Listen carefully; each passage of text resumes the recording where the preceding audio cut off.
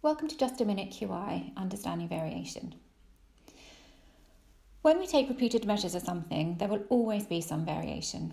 For example, if I take my pulse every 5 minutes for an hour, it's very unlikely to be exactly 65 beats per minute every single time.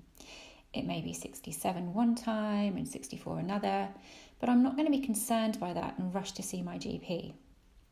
That's because it's just normal variation, also known as common cause variation in QI. It is important that we know this usual range when there is only normal variation.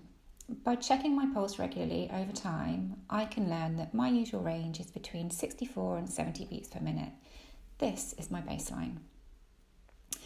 If I check my pulse and it falls outside this usual range, I will know that a change has happened.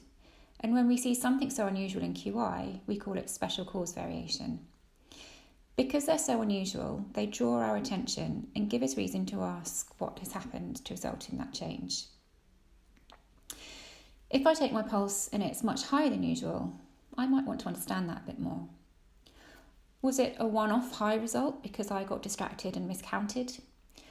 Was it a brief increase because I've just run for a bus that gradually returns back to normal?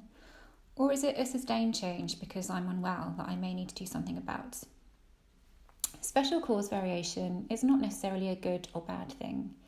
If it happens during a QI project, it may be because you've successfully introduced a change idea that's had a positive impact on the outcome that you're measuring. If it happens without a clear reason and you didn't expect it, at least it draws your attention and prompts you to try and understand why it has happened. In order to be able to identify special cause variation, you need to have a clear idea of your baseline or the range of normal variation in the first place.